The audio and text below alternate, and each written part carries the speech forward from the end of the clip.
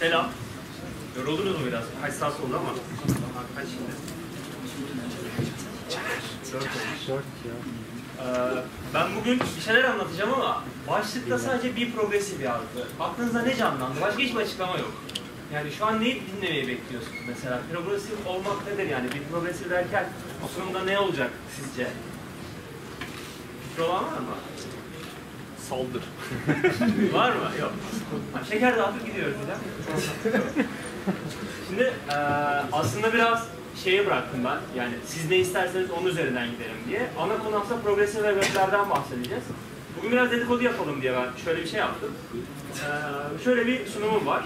Biz web sayfalarını güncelleyelim diye düşünüyorum. Kullandığımız web sitelerinde bazı siteler böyle artık 10 yıl öncesinden kalma alışkanlıkları sizden hala istiyorlar. Örneğin işte Flash kullanan hala site kaldı bilmiyorum ama Flash vardı eskiden. Web sitelerinde, mobillerde düzgün çalışmıyordu bunlar. Zamanla kalktı haliyle falan. Zaman içerisinde mobil web sitelerinin güncellenmesi gerekti. Şimdi bence yeni bir dalga geliyor. Yeni bir güncelleme hata gelmesi gerekiyor. Ama birçok insan neyi nasıl güncelleyebilir? Biz developer olarak da hangi feature'lara sahibiz? Kullanıcılara neler sunabiliriz konusunda biraz üstüne konuşalım istedim. Kısaca benden bahsetmek gerekirse Salim Kayabaşı, Twitter adresinden bana ulaşabilirsiniz ya da direkt salim.kayabaşı@gmail'den mail de atabilirsiniz. Google Developer Expert diye bir title'ım var. Bu aslında farklı alanlarda Google'un verdiği bazı elemelerden sonra seçtiği, Caner de şurada fotoğraf çeken arkadaş, o da UX alanında bir expert'ümüz. Ben genelde web teknolojileri ve buna özel sorularınıza cevap verebilirim. Bana herhangi bir yoldan ulaşırsanız elimden gelen yardımı gösteririm. 2015 yazıyor bu. Chrome Summit'e gittim geçen sene ben. Bu senekini de online izlemek isterseniz Kasım ayının 10'u ile 11'inde Chrome Dev Summit diye aratırsanız bulursunuz. Bayağı hani Google'un bir sene boyunca artık hani geçen sene ne yaptık, önümüzdeki sene ne yapıyoruz, Chrome ne gibi teknolojiler getiriyor, ne gibi yenilikler getiriyor gibi şeyleri size aktarıyor orada. Biz bu etkinliğe giderken yanında benim birkaç arkadaşım daha vardı. Bunlar da Android developer'dı. Dediler hadi bize gelelim, ne yapacaksınız yani Chrome'da ne anlatılır, biz işte Android'de çok mutluyuz falan dediler. Her çıkan sunumun sonrasında arada abi siz bunu yeni mi yapıyorsunuz ya, bunlar yıllardır Android'de var falan diye bahsediler. Birkaç teknoloji oldu, şimdi hepsinin detayını vereceğim. Ben böyle kendimi bayağı yalnız hissettim. Aradan bir hafta geçti, Android Dev Summit'e gittik aynı arkadaşlarla.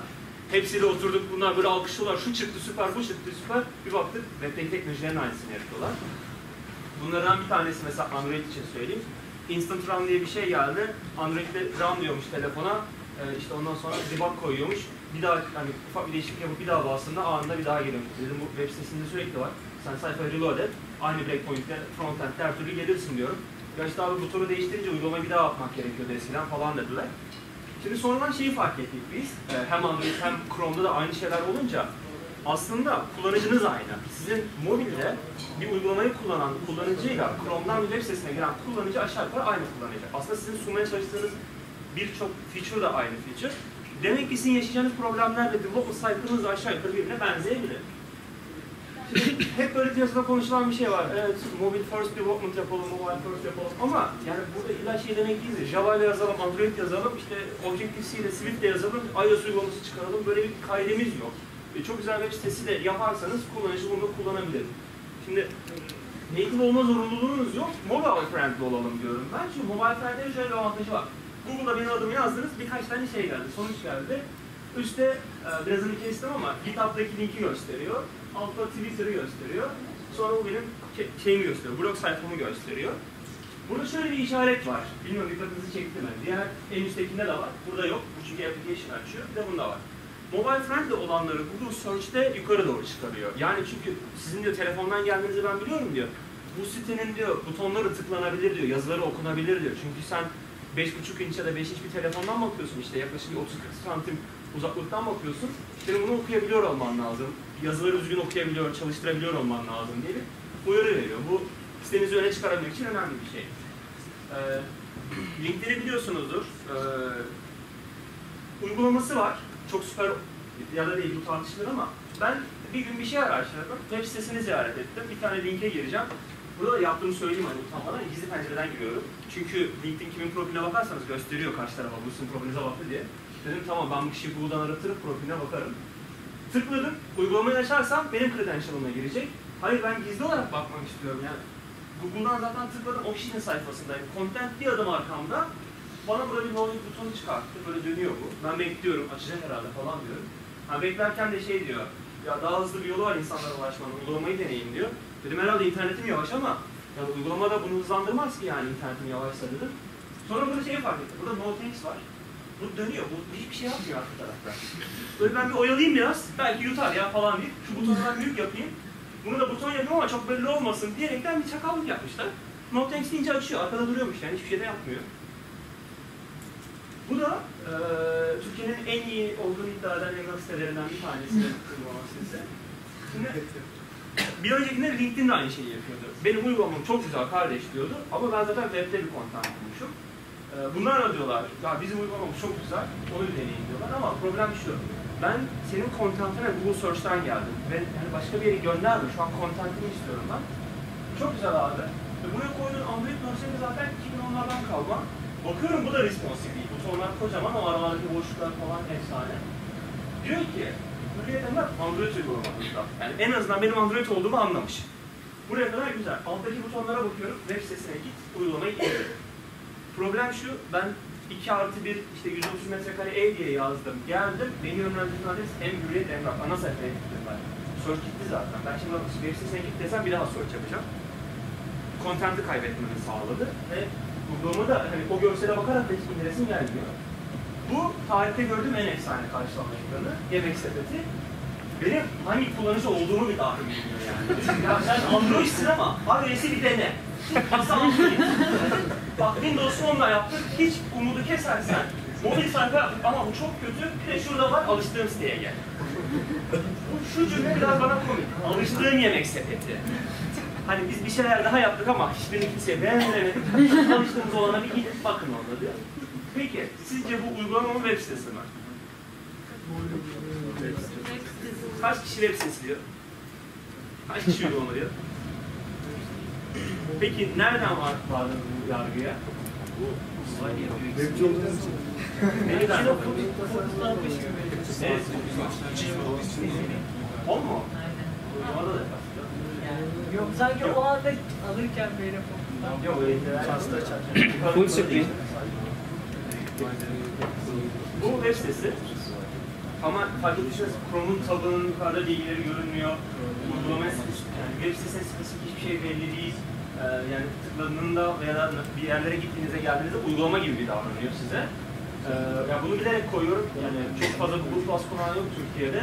Birçok insan hakikaten aşina değilse bu web sitesinin uygulama mı biraz karışık kalıyor. İlk bu soruyu sorsaydı büyük ihtimal yarı yarıya olacaktı. Şu an herkes kesin web'tir ya, sınırma koymuş adam falan diye yargınız oluyor. Peki bu web sitesinin uygulama mı? Hani bilmediğiniz bir şeyden sordum. Web diyenler, uygulama diyenler, yorumu olmayanlar var.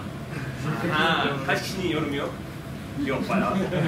Şöyle, rakamları da söyleyeyim. Bir önceki sorduğumda %80 web, %20 uygulama dedi, bildiniz. Burada %33 hepsi. Ama bu da web sitesi. Üstteki bar fark ettiriyor, bilmiyorum fark etmiyor. Üsttekinde siyah. Böyle siz şey düşünüyorsunuz, evet bu bir şeyin içinde. Evet, burada biraz daha mavi olunca, altta falan her yer tamamen uyuyunca, biraz daha uyumlu bir hale getirince ve sürekli girdiğiniz bir site değilse eğer, biraz böyle bir nasıl ya, hangisi diye kalıyorsunuz. Bu geçen sene DFS İstanbul'un kullandığı sitenin açılış sayfası. Bu web sitesi ama uygulama gibi çalışan bir web sitesi. İşte biz buna progressive web diyoruz. Aslında web siteniz application gibi çalışacakları, web siteleri de birer application'dır. Ama uygulama içerisindeki application gibi çalışıyorsa ve bizim de tanımladığımız birkaç tane başlık altında bunu gruplayabiliyorsak ben bunu artık bir progressive web diyebilirim. Şimdi ben anlatıyorum web şöyledir, web böyledir ama web niye güzeldir yani web'i niye kullanırız yani tamam Android de çok güzeldir, ben uygulama bir kere yükleyeyim çok rahat bir de ondan sonra sürekli erişirim, web'i niye kullanalım? Bir kere indekslenebiliyor içeriğiniz. Uygulamanın içerisinde altın yumurtlayan tavuğun tarifini de verseniz Google'dan arama yaptığınızda bu içerik gelmiyor. Geçtiğimiz Mayıs ayında Google I.O.'da bunun web sitesi ve uygulaması olan örnekler için yani işte Hürriyet Emlak örneği için mesela uygulamaya web sitesindeki search'ten de yönlendirebilmenin yollarını böyle daha güzel yaptık, deep link'te şöyle şeyler koyduk, böyle şeyler yaptık diye yöntemleri anlatıldı ama ve bunu doğal olarak yapıyor. Hiçbir şey yapmanıza gerek yok. Bir sıfır kod yazmadan Google'dan search yapabiliyorsunuz. Linkable diyoruz. Bütün kontentler birbirine bağlı. Yani siz kendi uygulamanızdan Facebook'ta ya da Twitter'a bir şey paylaşmak istediğiniz zaman kullanıcının uygulamasında telefonun da Facebook'un da yüklü olması gerekiyor. Ya da Twitter'ın da yüklü olması gerekiyor. Yoksa sen onu web sitesine gönder, şunu yap, bunu yap, bir sürü şeyle uğraşacaksın. Ama web sitesinde siz diyelim New York Times'ın sitesine girdiniz, bir tane linke tıkladınız, linkte NBA'in işte fikstürü açıklandı falan. NBA'in sitesine direkt gidiyorsunuz ve hiçbir şey kurmanız gerekmiyor. Direkt dataya ulaşabiliyorsunuz. Bu da sizin için aslında başka listeler de size yönlendirebilir. Bütün web siteleri birbirine bağlantılı. Secure diyoruz. Neden secure?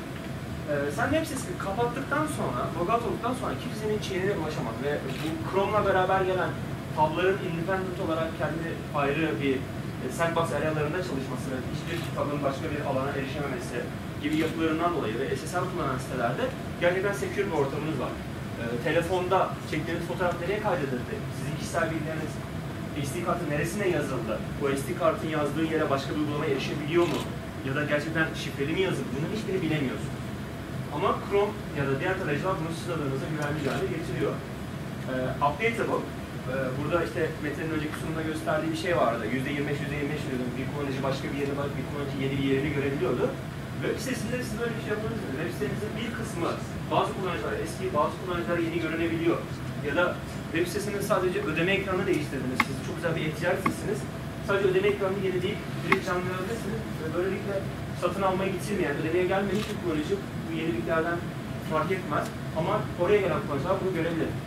Siz bunu uygulamada yapsaydınız, uygulamanızda sadece bir tane butonun rengini bile değiştirseydiniz, bütün kullanıcılara güncelleme göndermeniz gerekiyor. Ve diyelim hiç kullanılmayan, çok böyle arka planda kalan, kullanıcının sadece %10'un gördüğü bir ekranda güncelleme yapsanız dahi, bütün kullanıcıların o update'i almasını getireceksiniz gibi bir probleminiz var. Yani kısmi bir güncelleme yapamıyorsunuz. Peki, biz neye göre karar vereceğiz? Yani kullanıcı native app mi kullansın yoksa bir web sitesine mi gitsin? Şimdi örneklere göre aslında biraz konuşmak gerekiyor. Örneklerden verdiğim örneklerin birçoğu web sitesinden uygulamaya değiştirme yapmaya çalışanlar. Bir de uygulama dikeyinde çıkıp sonradan web sitesi olsak mı diye kararsız kalanlar var. Lokasyon bazı içerikler ya da fotoğraf editleme gibi işlemler yapan şeylerin web sitesi olması çok da kolay değil. Çünkü yük yönetimi, işte hani giden gelen kontentin fazla olması ya da cihazdan daha büyük dataların çekilmesi, cihaza spesifik bilgilerin alınması gibi noktalar var. Örneğin Instagram uygulamasının web sitesi olmasını hayal edebiliyor musunuz? Orada bir sürü filtre var. Yani onların biz JavaScript'le hani yapabiliriz, okey şudur budur diyoruz ama orada kullanıcılar native tarafta daha safe hissediyorlar. Yani bu geçen seneki Google.io, yani 2013 Google.io uygulamasını search yaptığınızda uygulama indiriyor. Önerilerde bunu install ediyor. Bir de zaten böyle bir web sitesi var. Bu da bir progressive web örneği. Bu site size dikkat ederseniz Station Complete diyor, bu static offline çalışabiliyor diyor. Şimdi diyelim burada yaklaşık 3,5-4 MB bir data çekti. Bütün I.O. ile ilgili her datayı çektiği içinde cache'ledi. İşte bütün konuşmacı listeleri var, ne nerede, haritanız belli, hangi gün, her şeyi görebiliyorsunuz. Bu 7,5 MB ve çekmesi gereken bir data. Uygulamayı indirdiğinizde de bütün kategorileri gezerseniz aynı datayı çekeceksiniz, bu cepte. Ama uygulamayı indirmenin de bir kostu var. Ve hiçbir zaman şey yapamazsınız, web sitesindekiyle karşılaştıramazsınız. Uygulamalar şu anki piyasada gördüğüm en az 5-6 MB bandında kalabiliyor, daha da aşağı inemiyorlar. Siz eğer web sitesini uygulamaya değiştirmek isterseniz, farklı platformlara çıktığınızda, işte iOS, Android'de, Windows'ta ya da Firefox olsa çıktığınızda, farklı platformlara, çok fazla platform demek, çok fazla sizin fark çıkaracak demek. Çünkü her platform kendine farklı davranış biçimleri var, hepsinin farklı arayüzleri var, ekstra maliyetler getirecek bunlar sizin için.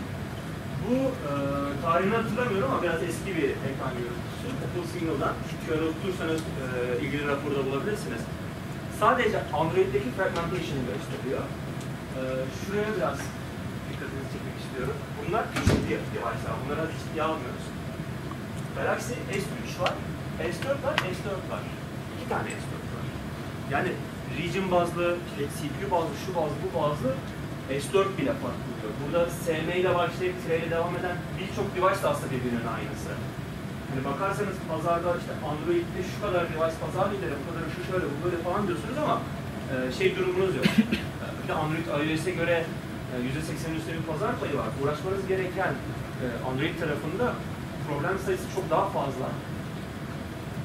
Yine bu da geçen seneki istatistiklere bağlı kalarak söylemek gerekirse ortalama bir kullanıcı bir ayda 25 civarında bir uygulama kullanıyor. İşte hani maillerine bakıyor, bir tane işte haritayı açıyor, sık kullandığı bir yemek tarifi için bir uygulaması var diye ortalama 25 diyor. Ama sadece Android kullanıcılarının Chrome üzerinden gezdiği site sayısı 100'ün üzerinde. Çünkü çok büyük ihtimalle bir şeyi search yapıyor. Search yaptıktan sonra bir linke tıklıyor, GitHub'a gidiyor. Bir daha tıklıyor, Stack Overflow'a gidiyor. GitHub'ın uygulaması kullanmanız gerekmiyor bir şeyi search yaparken. Stack Overflow'un uygulamasını kullanmanız gerekmiyor. Böyle ihtiyaçlarınız yok. 100'ün üzerinde site geziyor. Yani web sitesi olmak, ulaşılabilirliği biraz daha kolaylaştıran bir yapı. Ve illa nate'e geçmeniz gereken case'ler olabilir mi? Yani böyle bir ihtiyacınız nereden olabilir diye söyleyecekler. İşte performansı çok güçlü oluyor. Yani native olunca işte cihazın işte işlem sistemini çok daha iyi kullanıyor falan gibi bir öneri var. Bunu koyduk bir kenara. Offline access var. Yani siz Twitter'da tweetlere baktınız, ondan sonra telefonunuzu uçak moduna alın, uygulamayı kapatıp açın. Aynı tweetleri tekrar görebiliyorsunuz. Tam yenileri gelmez ama geriye dönüp birazını okuyabiliyorsunuz. Bu da güzel bir özellik. Bunu da koyduk kenara. İşte engagement var, capabilities var. Bunlar da hani şeyleri söyleyebiliriz. İşte GPS'i görebiliyorsunuz. Batarya durumuna göre farklı davrandırabiliyorsunuz uygulamanızda. İşte cihaz Wi-Fi'ye mi bağlı, 3G'ye mi bağlı, kullanıcıya ben nasıl davranmam gerekir falan. Bunların hepsini device'a soraraktan öğreniyorsunuz. Evet, native yapmanın güzel yanları var. Ve biz bunları acaba web'de yapamıyor muyuz da biz acaba native'e geçiyoruz diye düşünüyorum. Aslında HTML düşünüldüğü kadar da basit bir şey değil. HTML ve HTML5 ile gelen web komponentleri biz biraz daha ihtiyaçlarımıza yönelik düzenlersek, biraz daha zengin şekillerle kullanmaya başlarsak aslında HTML çok güçlü. HTML5 ile gelen birkaç özellik var. İşte template'ler var. Template'ler şöyle kısaca anlatmak gerekirse, şimdi YouTube'a girip de share dediğinizde size bir kod parçacığı veriyor. İşte embed yapabilirsiniz bu sayfa gibisinden bir şey veriyor. Aslında YouTube için bu bir template düşünebilirsiniz. Bu kodu nerede kopyalarsanız kopyalayın, içindeki bazı konfigürasyonları değiştirip kullanıyorsunuz.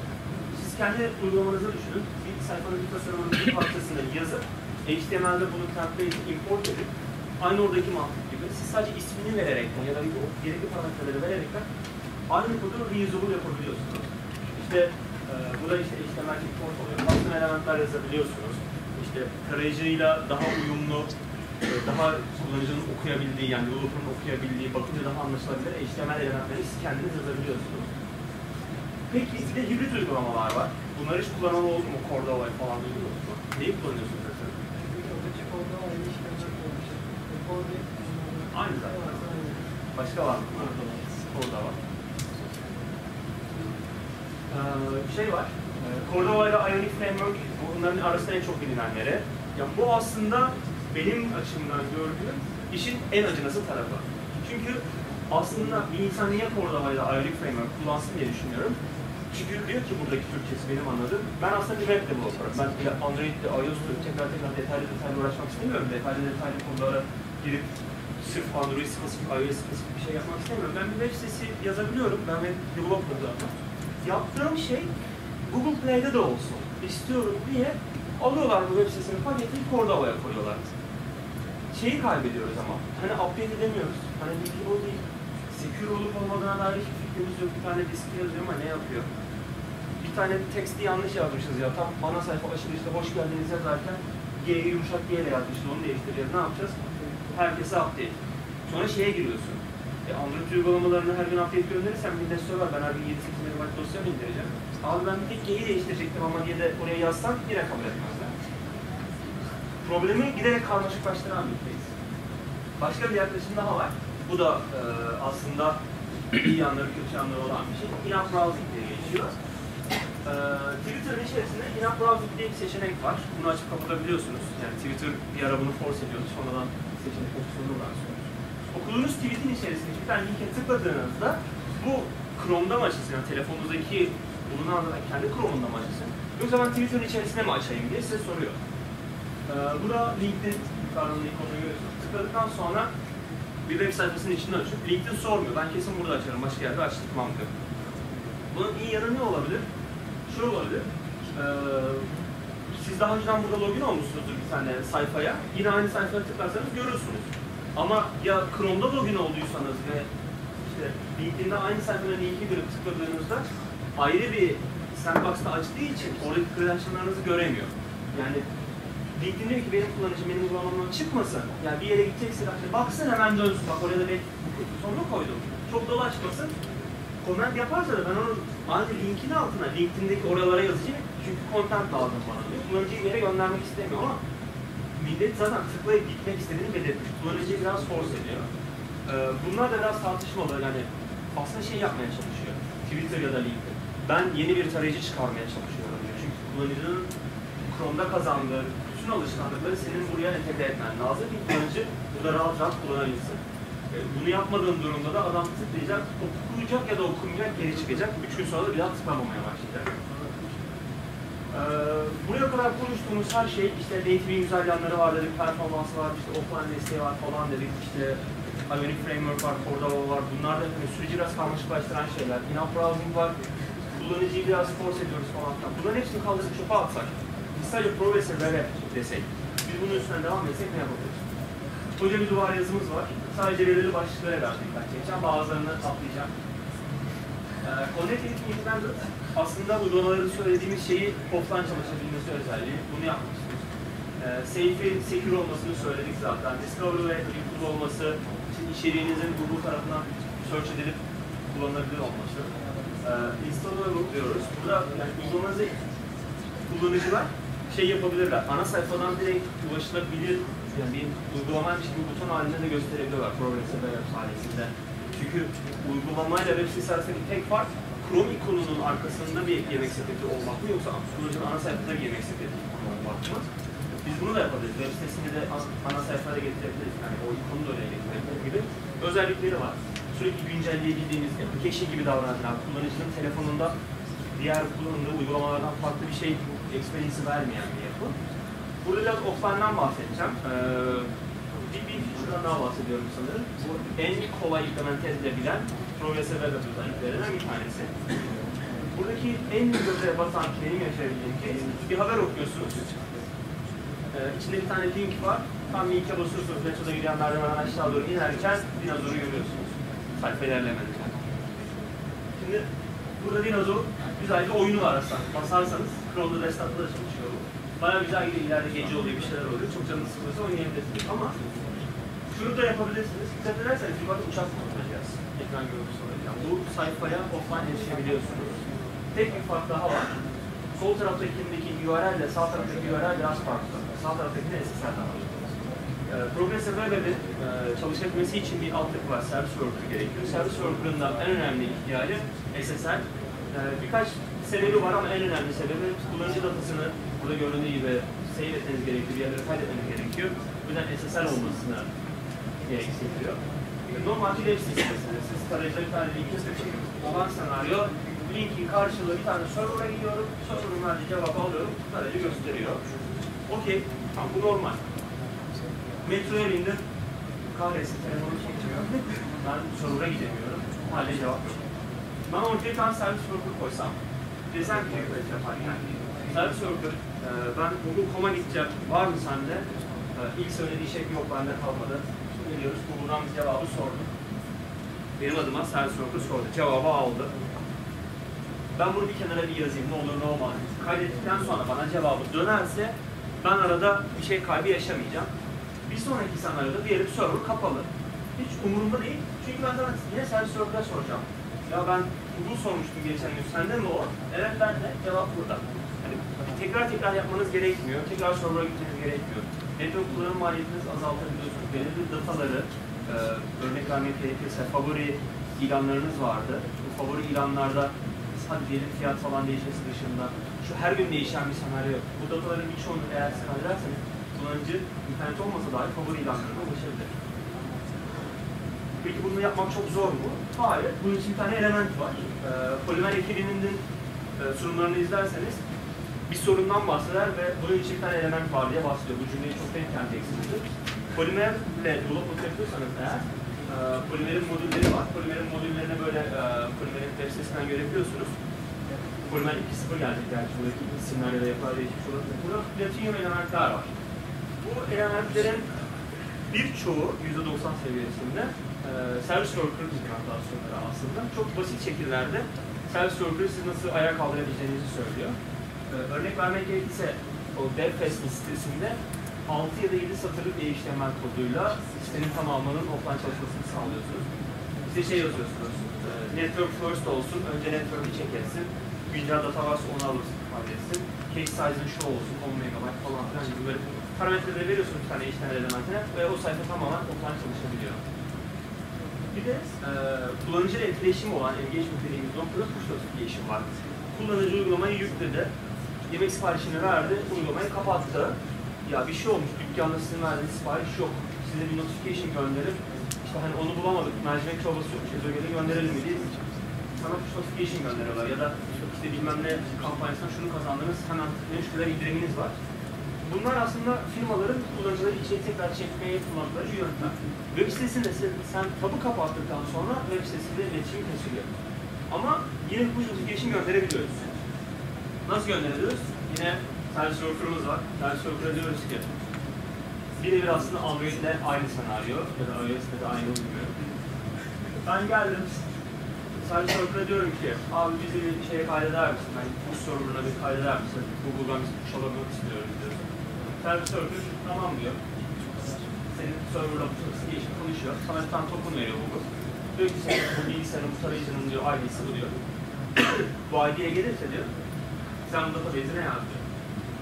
Sonra ben oturduğum yerden diyorum ki kullanıcılara bir notification göndereyim. Benim push server'ına Google'a gönderiyorum datayı. Ya Ahmet'e işte şu indirim %10'unu bunu bir haber verelim diyorsun. Gönderiyorsun. Service worker'da alıyor bunu, telefonuna gönderiyor. Telefonun tamamen Chrome kapalı olabilir. Web sitesi kapalı olabilir. Bir sorun değil. Notification olduğu gibi geliyor. Ve fark ettiyseniz normal notification sayfalar düşüyor yani bu da. Yukarıdaki bildirimler arasına geliyor. Burada da hangi sayfadan geldiği görünüyor. Ve site settings var. Site settings'e gittiğinizde işte push notification bu sayfa bir daha beni rahatsız etmesin, bir daha notification göndermesin. Daha önceden verdiğim kararı sil gibi ayarlar da yapabiliyorsunuz. Yani telefondaki push notification'ın birebir aynısı. Burada büyük bir demo var. Bir QR koddan ulaşabilirsiniz demosuna. Enable dediğinizde izin istiyor sizden önce. Sonra şurada bir Google'a atılan bir request var. Buradan da aynısı yapılabilir. Push notification'ı tekrar size gönderiyor. Biraz sonra tekrar başlayacak çalışanlar için. Burada site settings'in detayları işte şu şeyi silebiliyorsunuz. Kapalı şu an hiçbir izin yok. Enable'ın zaman Chrome size soruyor. Push istiyor bu sırada. Bize verelim verdiniz. Verdikten sonra Google'a bir request atıp push token'ı alıyor. Bu token'ı şuraya yazdık. Sonra siz oradan bir Ajax call yaptığınızda Google'a sorgu atıp tekrardan senin push notification geldi. Fark ettiyse ikonu falan da var yani. Tıklandığı zaman nereye gidecek, nasıl yapacak falan. Bunların hepsini tamamen yönetebiliyorsunuz. Birebir Android ve iOS'e gönderilen push notification aynı yapısında. Dedik ki işte hani yemek sepetinin logosunun ana sayfada olmasıyla Chrome logosunun arkasında olması olayı var. Aslında bu yani şuna çok benziyor diye düşünebilirsiniz. Menüye tıkla, burada Add to Home Screen var. Burada bir isim yaz, ekle, bakayım, valla ana sayfaya gitti. Aynısı diye düşünebilirsiniz. Çok da aynısı değil. Biraz farklı, şöyle farklı. Progressive Web'e tanımlarken Add to Home Screen'i siz biraz force edebiliyorsunuz, biraz customize edebiliyorsunuz. Add to Home Screen kullanıcının kendi isteği doğrultusunda ben bunu masa üstüne pinlemek istiyorum. Bu aslında bir bookmark gibi bir şey. Ama orijinalinde yani şu anki yeni önerilerde bu feature sizin o sayfaya giriş sıklığınıza göre tarayıcı tarafından karar veriliyor. Diyelim işte bir saat içerisinde 20-30 kere girdiniz. Bu sayıyı çok giriyorsunuz. Kullanıcıyı siz bir şekilde motive edip bak ben böyle bir şey yaptım. Sen illa oraya tıkla, oraya tıkla, oraya tıkla yapmak zorunda değilsin.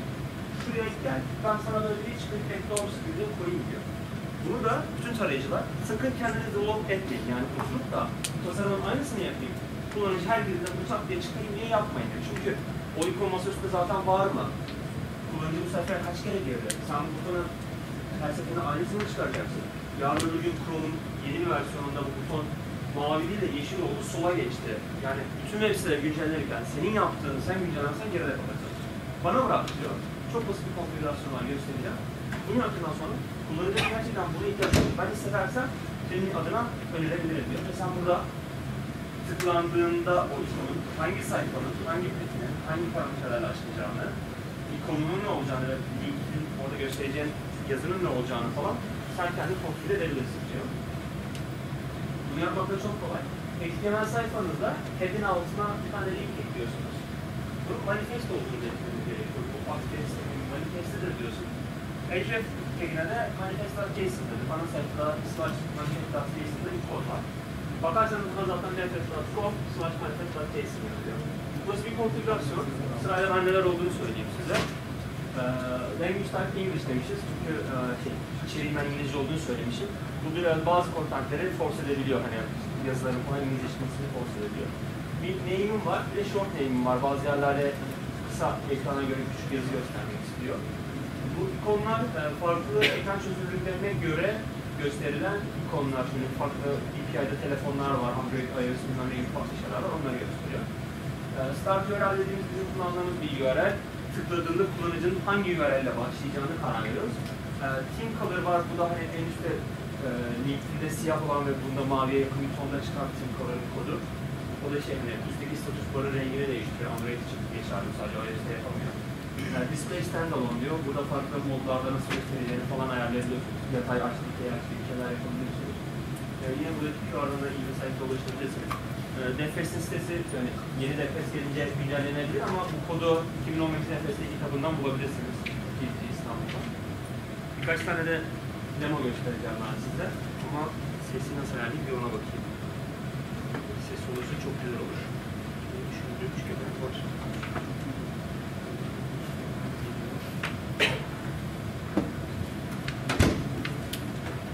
Hiç mutlu değilim ama şuradan ses çıkardı.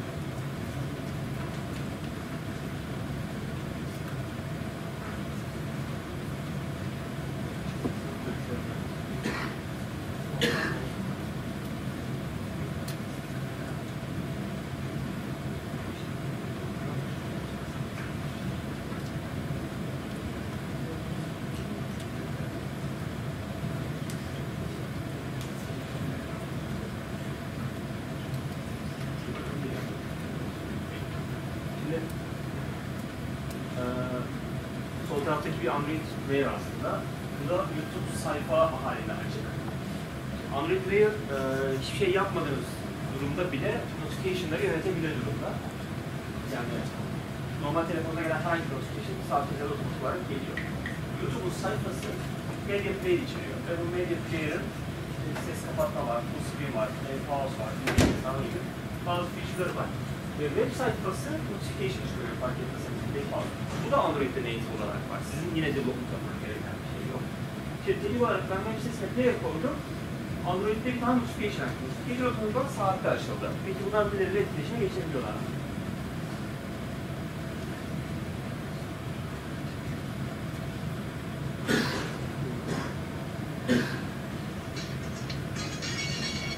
Play pause yapabiliyorsunuz. Sesini açıp sesini kapatabiliyorsunuz.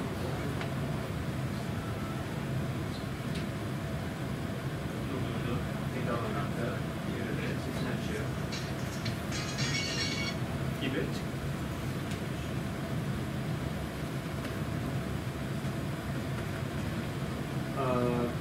Bu başka bir feature. Ama bunun daha farklı bir yolu daha var. Onun demosu yok ama şimdi bunu gösterip onu anlatacağım. Şimdi Android development yapan var mı? Okey. Anlayabileceğiniz keywordleri de vereceğim. Normalde siz bir tane datayı paylaşırken başka Twitter uygulamasına mesela paylaşmak istediğiniz zaman yeni bir internet açıyorsunuz, oraya belirli bir data gönderiyorsunuz. Twitter'ın şeyini çağırıyorsunuz, hangi internet çağırıyorsunuz, onu çağırıyorsunuz. Gönderdiğiniz datayı çağırabiliyorsunuz. Dediğim olarak Android'in içerisindeyim, yine bir Android uygulaması var, Chrome'un içerisindeyim. Chrome benim adıma Twitter'dan internet çağırabilir aslında, yani native tarafı yönlendirebilir. Web sitesinden native'ı trigger edebiliyorsunuz. Bunun demek şeyleri var. Burada yazdığımız kodlara göre hangi application'ın hangi interneti çağıracağını söyleyebiliyorsunuz. Bu arada bunu yapmamıza gerek kalmadı. Bunu sadece hani akışı görmeniz için gösteriyorum. İşte şehir interneti çağırıyoruz. Bu normal telefonda çıkan şehir interneti. İnternetin adı var. İşte koyduğu URL datası var. Yani bu biraz developer friendly bir video. Bunun yeni versiyonunda artık buna da gerek kalmadı. Service Worker'ın içerisinde direkt telefonun bu internetlerine erişebileceğiniz, hangilerinin support edilebildiğini falan Service Worker kendisi söylüyor. Service Worker'a sorup nokta şu nokta bu diyerekten şu interneti bile demiyorsunuz, şu application'ı şuna gönder falan diyorsunuz. Bir tanesi Chrome içeride hallediyor. Bunlar çok dalgıçlı oldu ama o demosunu bulamadım. Devam etmek gerekirse bu biraz daha kompleks bir şey. Şeylerle Nearby API var. Google'un bu işte iBeacon'larla, işte Bluetooth cihazlarla falan iletişim kurmanızı sağlayan bir şey. Nearby API'yi native olarak Android üzerinden kullanabiliyorsunuz. Android'lerin birçoğuna desteği var. Ya da siz iBeacon SDK'yi kullanarak iletişim yapabilirsiniz. Bir durum var. Bu bir aslında bir farklıdır. Bu ülkemizde yok ama hani saatlik olarak aracınızı koyduğunuz yere ücretini ödüyorsunuz. İşte plakanızı yazıyorsunuz. İşte 2 saat kalacağım deyip parasını ödeyip gidiyorsunuz. Ondan sonra işte hani polis memuru gelip bu aracın işte kaç dakikası kalmış, bu araç hala burada falan diye kontrol edebiliyor. Bu işi kolaylaştırmanın bir yolu var. Sizin fiziksel olarak aracınız orada ve oradaki park cihazına gideceksiniz ve aracınızı en yakın yargı park cihazına gitmek istiyorsunuz. Ama hani cebinizde kart yok, bir şey yok, paranız yanınızda değil, cüzdanınız yanınızda değil, nasıl ödeyeceksiniz? Bir plakayı parasının bir durum var. iBeacon'la uygulamanın native tarafı da çalışıyor. Bunun adı da burada physical web diye geçiyor. Fiziksel olarak cihazlarla aktif iletişim kurabiliyoruz.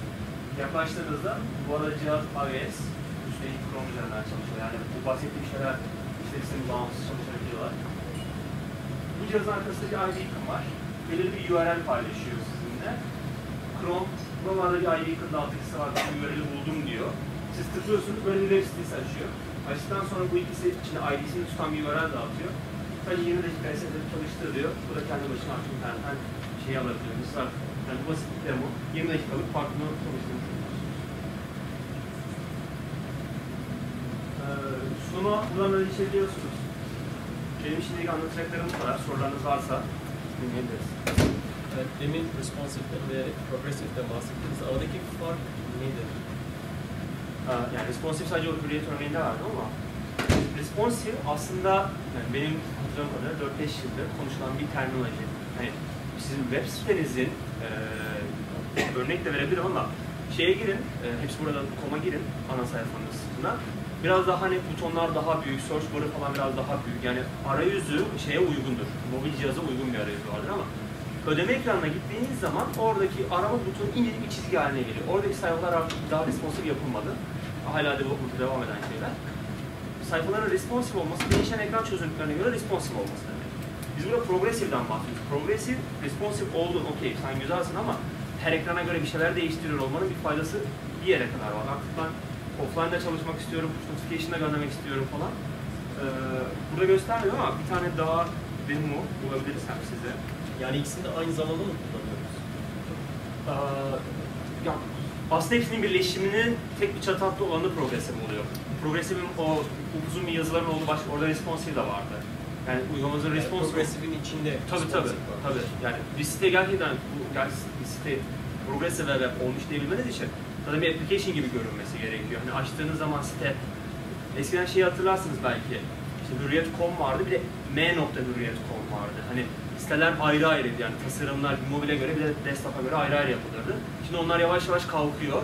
Hürriyet.com bir tane sayfa ama hangi ekrandan girerseniz girin o kendisini ona göre kendi ayarlayıveriyor. Hani cevap verebiliyor. Responsive olması bu aslında sadece tek başına. Responsive ama o saydığımız 10 tane başlıktan sadece bir tanesi. Yani push notification gönderemez yani responsive oldu diye. Bunları yapabildiği durumda biz ona progressive diyebiliyoruz sadece. Şurada bir örnek daha göstereceğim. Slide'da olmayan ama yapabilirsem direkt Wi-Fi'den göstereyim.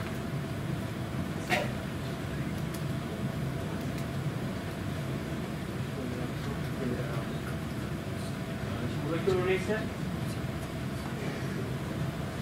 sol tarafta bir uygulamamız var. Aslında ikisi aynı web sitesi. Şurada Emoji diye bir uygulamanın ikonu var.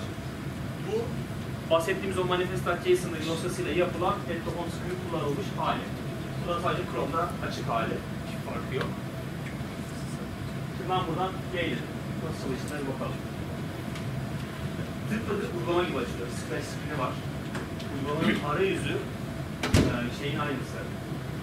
Bir uygulama gibi davranıyor. Gerçekten Hangout'un aynısı. Hangout'a biraz yapı. Bir tıkladığınız zaman bir klavye çıkıyor. Bir tane emoji çekiyorsunuz. Yazı yazıp gönderiyorsunuz. Sol taraftaki bir yazı yazdım, sağ tarafa da gönder. Sağ tarafta bir şey yazıyor. Sol tarafa gidiyor. Bunlar web sitesi ve bunlar bir real time processing bir şeyler yapıyor. Büyük ihtimalle soket üzerinden bir şeyler konuşuluyor diye düşünüyorum. getirin. Sol taraftaki arkadaş metroya bindi. Yolculuğuna başladı. Telefonu çekmiyor artık. En sonunda bisikletler vardı. Ama telefon çekmeden daha haberi yok. Aşağı doğru iniyor yürüyen merdivenler.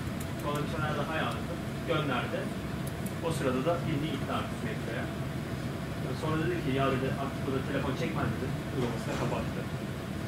Buraya kadar yaptığı, gönderdiği o adreki ikon datası telefonda hala. Ve uygulama kapalı. Komple kapalı, Chrome da kapalı. Hiç uygulama yok arka tarafta bekleyen. Sonra metrodan çıktı. Telefon cebinde, yürümeye devam ediyor. Telefonu internete bağlandı. Mesaj bu tarafa geldi. Servis Worker'ın başka bir özelliği, background servis var. Background, siz eğer oradaki real time yaptığınız işleme, internet bağlantısı yoksa, bunu background service'a kaydet diye bir kod yazıp, sonra background service'la internete bağlanınca benim şu datamı şuraya gönderir misin diye söylüyorsunuz.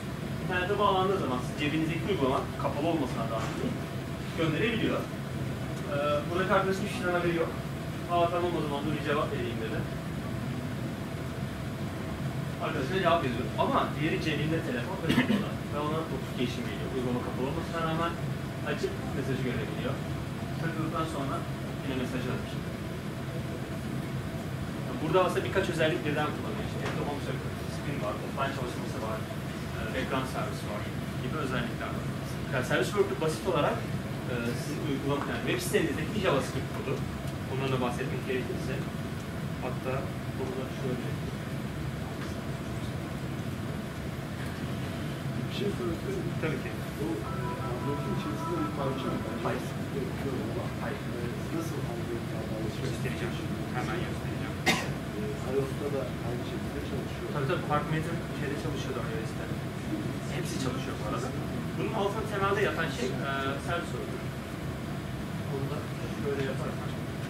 Service Worker'ın ne olduğunu lazım. Burada 4 tane örneği var.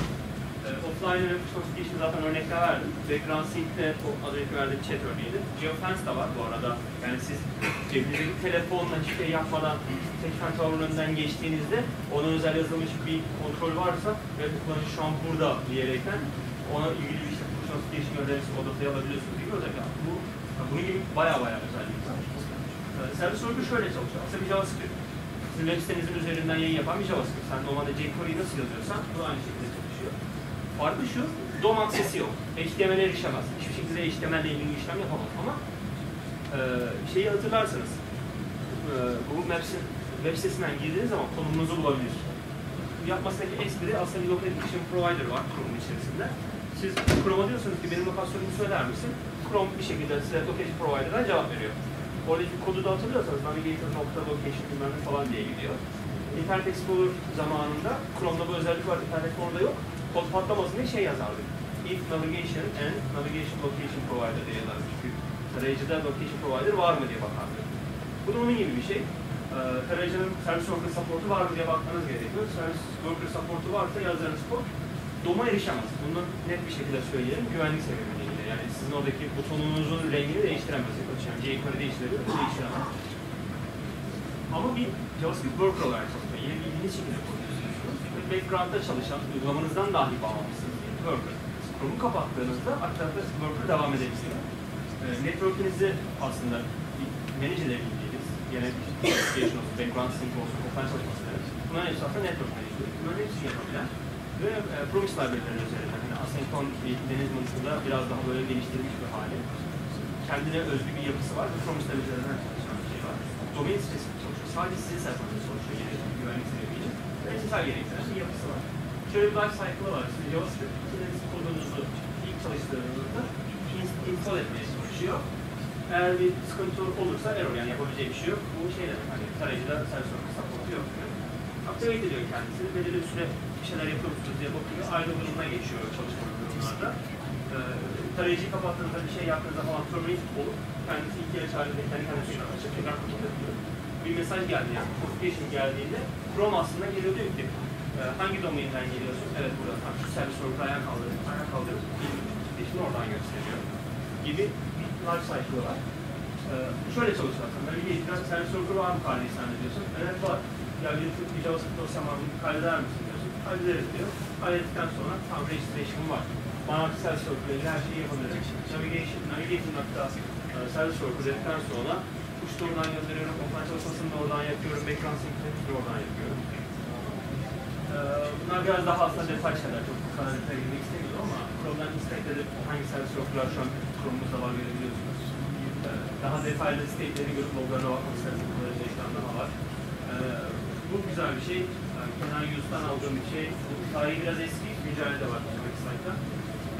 Chrome, burada 47'den itibaren diyor ama daha eskiden var ama Firefox'un 44-45'den 90'lerden beri çalışıyor. Opera zaten web pencere kullandığı için kullanılıyor. Thales o da zaten oturdu. Edge'de 13'te yapılmayacağı söylendi. 14'te belki denmişti. iOS Safari ve normal Safari'de yani Apple kullanıcıları ve Mac kullanıcıları eğer Safari kullanmak isterse şöyle bir sıkıntı var. Apple yayınlanan Service Worker deklarasyonunu kabul etmediğine dair bir şey söylemiyor ama kendine özgü bir Service Worker deklarasyonu yapıyor. Bir orada bir sıkıntıları var yani şey çok uyumlu değiller. Güncel olan bir sonraki yok, başkası var. Bu arada Android'in içine gelen eski bir mavi ikon vardı. Bu da destekliyor. Yeni Chrome da destekliyor. Yanlış hatırlamıyorsam Opera Mine'nin de support'u yok şimdilik. Şimdi Edge'de de 14. ve 15. versiyonda birebir Chrome'daki kadar yeterli değil ama bahsettiğim işte background olsun, offline olsun gibi ana şeylerin birçoğu çalışıyor. Bazı konular ya da bahsettiğim başlıkların birçoğu çok sık güncelleniyor. Benim bahsettiklerimde de güncellenen olduysa ben söyledim işte cümle içinde tekrardan bir şey olmasın diye, sıkıntı olmasın için. Şu sayfaya da gidip hatta son haline de bakabiliriz.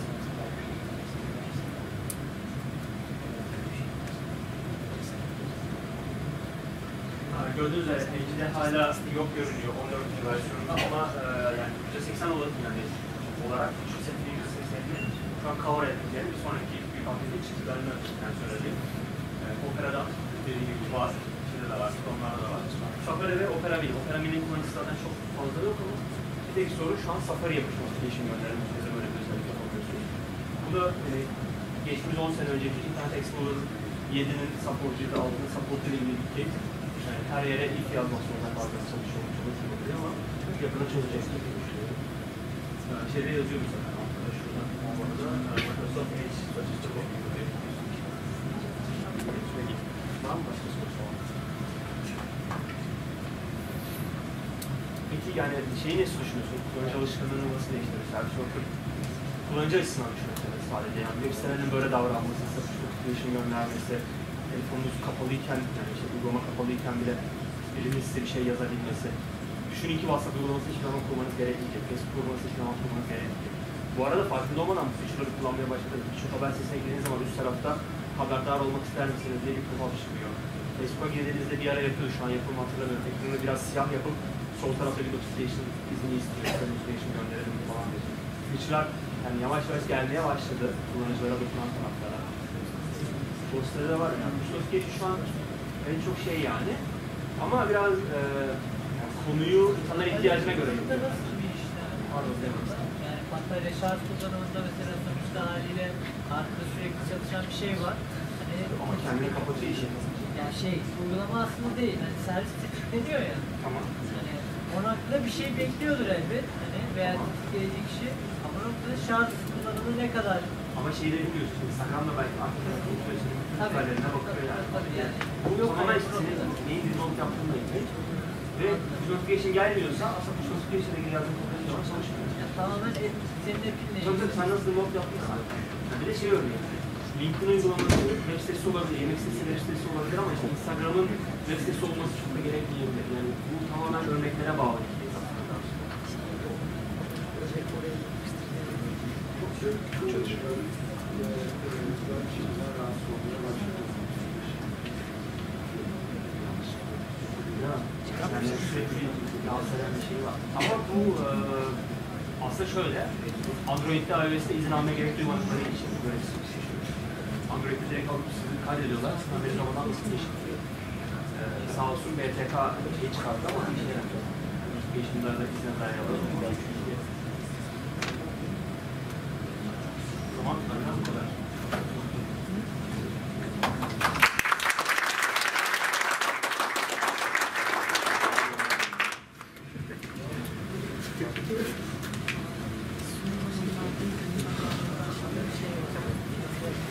Ben katılıyorum artık ya.